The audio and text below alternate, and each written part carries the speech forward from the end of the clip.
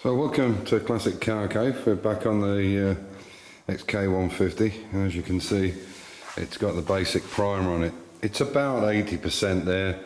We'll do the finishing off on the last time we take it off the chassis in case we knock it or damage it or something. You can see obviously now how bad these dents are in this wing here, and obviously there's one here as well. There's a few places, there's one up the top here.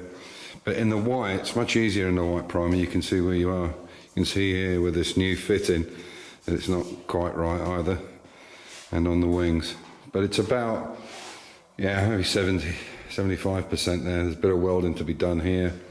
But the basic shape is there on the front, as you can see. The gapping is quite good either side. The gap in the bonnet to the wing is good on both sides. And I have the rubbers for them now. And again, you can see some issues here on this side and here, and definitely on the side of the wing. The wing is quite poor there. There's a lot of lead to do on that, and where that patch has been put in. So that's all got to be sorted out. But generally, it's coming on. The next big job on this XK is to do the inner wing. This car is an SE. And I'm turning it into an S specification car, and really the only difference is there was three major differences. There was a high flow head, triple carburetor, and I think they had dual fuel pumps on them. I think that was the only difference on them. So obviously they were quite a bit quicker. So that's the only difference. But that difference means the inner wing has to be changed because of the triple carburetors instead of the twin carburetors. Now the airbox has to be put in, which I've got all the gear from Leaping Cats, and we already pre-cut the wing out, as you can probably see here.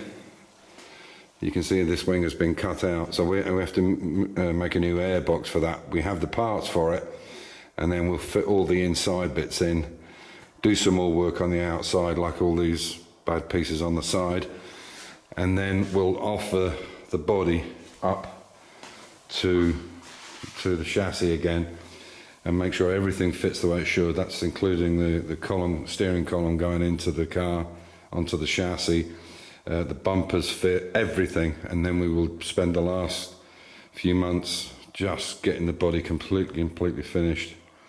And obviously the wiring room will go in the chassis as well.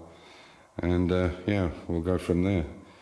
So I'm going to take you to the back now. I've got a rubber seal for the back, and I'll show you hopefully how much of a difference it will make.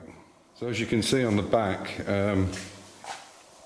it's looking fairly nice. You can see that all the sides, considering we had to completely replace the tonneau. It was the original one, but it was so badly damaged. I had to do so much welding on this tonneau. It was a lot of work to do, but you can see it's just slightly recessed. It's slightly in a little bit. There's a bit of a gap there on the shadow, you can see, and same there. Now I'm hoping that when I put the rubber seal on it, this will lift this up and put it in the right position. Now normally with rubber seals, what you'll find, especially rubber seals nowadays, is they're quite hard and they're not exactly the right texture, or they're certainly not the right compounds. But you can only work with what you've got. So what I'll do is I'll put the seal in now, and I'll bring you back and I'll show you how it looks. It may take some months, 3 to 6 months, for the seals, the door seals and everything else to settle in, but I have the time to do that now while the car's being worked on. So I'll bring you back once I've got the boot seal in place. So as you can see, that door seal's in. That's almost spot on the money, flush all the way along. But the seal on this only goes up the side, across the top and down the bottom. There isn't a seal on the bottom. There must be a seal, so I'll have to get that. I thought it was all part of this one. It's going to take a few weeks to get into place, but generally it's pretty good. As you can see, the side angle is pretty good there, sticking out a little bit there, but the rubber's, because it's not glued in place, the rubber's kind of twisting as I put it in, but at least it will kind of get some shape to it. So yeah, pretty happy with that. Looking real nice. So Yeah, quite a lot to get still. Quite a lot of gaskets and things that they don't have in stock, unfortunately. They only have them in the UK. So it'll take 4 to 6 weeks to get them from the UK if there's no issues. And hopefully we'll move forward on that.